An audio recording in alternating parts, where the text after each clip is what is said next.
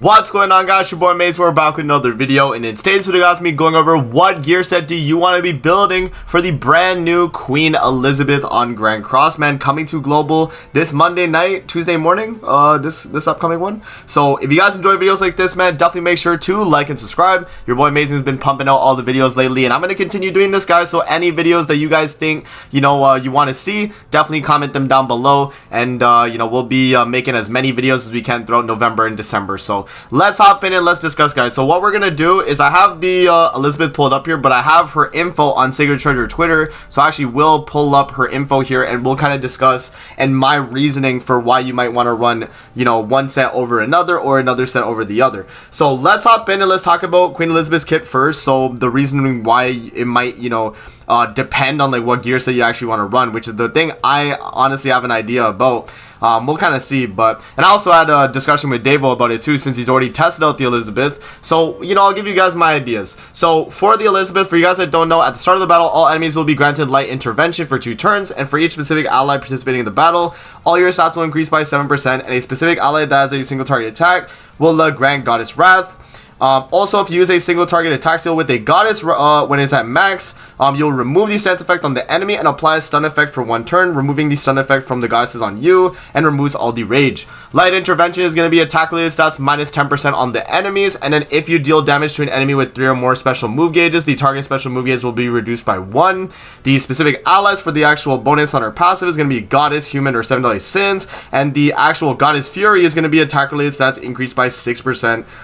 Up to 4 times, so you get up to 24% attack related stats on top of 7% all stats from each of your characters on the team, which is pretty insane, right? And then obviously Elizabeth has the severe punishment card, which is penetration rate tripled, and then also damage dealt for each goddess fury on herself. And then for the second skill here, it's going to be a rage effect, which is 1% additional damage per 1% of remaining HP, and if the goddess fury is at the maximum stack, you get 50% damage dealt, so you have the 300% damage on the AoE, and then 500 on the single target.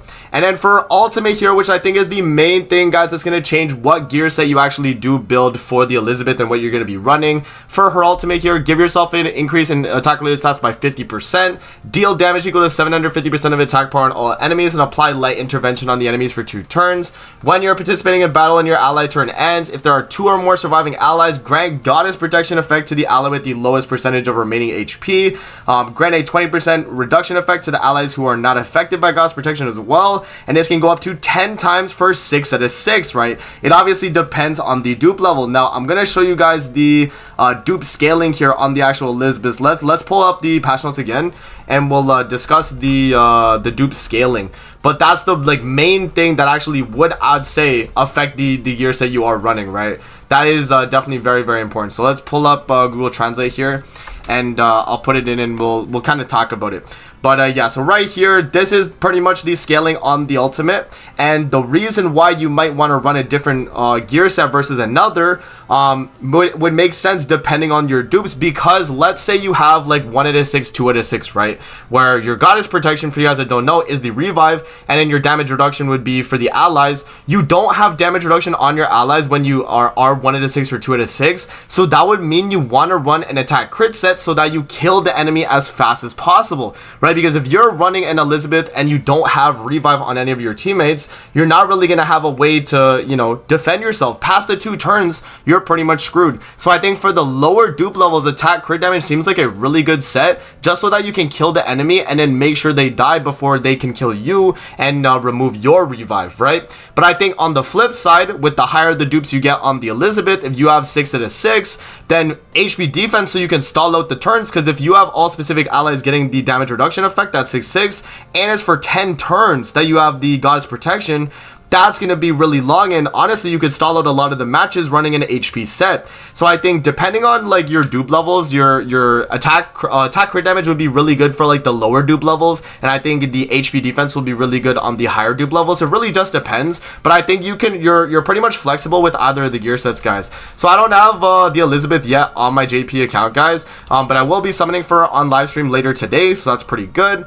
But just as an example though, I'll use Light Elizabeth as like my, unit to like put the gear on, but like we'll use her to kind of talk about it. But pretty much, if I'm running gear on the Elizabeth, I think I will be running an attack crit set for the lower you know, dupe level. So if I don't get like, you know, high dupes on my Elizabeth on my summons, I'm gonna run attack crit, because I feel like, you know, with the amount of turn counters that I have, I want to be dealing as much damage as I can so that I'm able to kill, right? Because I'm not gonna have like all the damage you know, after the 2 turns when I lose my allies, because if I start losing allies, then that means I'm lowering my damage and I'm dealing less, because, you know, you're getting less all stats, you're getting, you know, less attack related. So obviously Elizabeth becomes a lot worse when your teammates start dying. And so pretty much you want to just, you know, capitalize on the fact that you have the 2 turns of the revive with 1 and a 6, and so you can capitalize on that by killing the enemies as quick as possible with an attack crit damage set.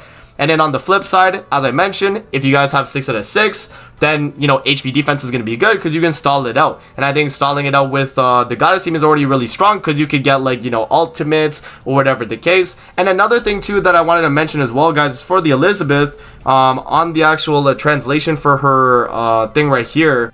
Yeah, so right here in the actual effect right here, if you deal damage to an enemy with 3 or more special move gauges, the target special move gauge will be reduced by 1. So if they start pushing ultimate against you when you're trying to use your Liz to kill the enemy, that's going to be really good, because you can start removing their ultimate move gauge regardless and kill them while they're doing it. So even if they're pushing up an ultimate against you, if they're like higher dupe, then like attack crit damage is great, because you can kill them while reducing their ultimate move gauge so they don't get, you know, ultimates on you, right? I think that's going to be definitely very important. So that's kind of like my main thought process for the gear sets though, guys. But I think if we're talking PvP, I think HP defense generally will be better, but I think lower dupe attack crit damage, there is definitely a reason to run that. And I think attack crit damage will be really good for people that aren't super insane on their like outfits and their box CC, just so that your Elizabeth is strong enough to kill the opposing enemies. This is very different, because usually I'm recommending HP because of that reason, but because of the way her ultimate works, where you get more from having higher dupes in terms of like the revive timer and the damage reduction,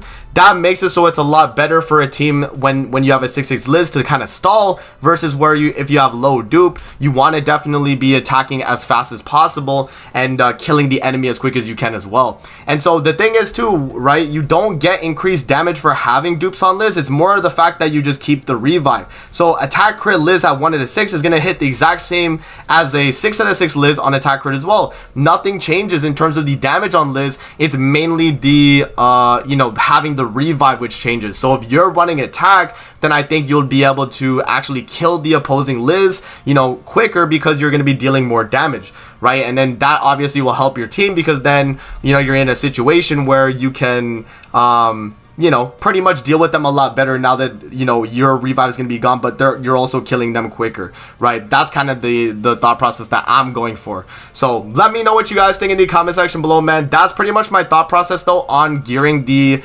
brand new light Liz. Let me know what you guys think in the comment section below though, man, for what gear set you guys can be wanting. And if you guys don't know, I'm going to be streaming my summons later today at 2 p.m. EST at my normal streaming time. So if you guys are wanting to tune in, definitely tune in and check out the stream, man. I'll link it in the description. But with that out of the way, guys, that's pretty much it for the video. I hope you guys enjoyed. Don't forget to like, comment, subscribe as always. If you guys want to see more videos like this, definitely let me know in the comment section below. And I'm going to see you guys in the next video. Peace out and have a great rest of your day, man.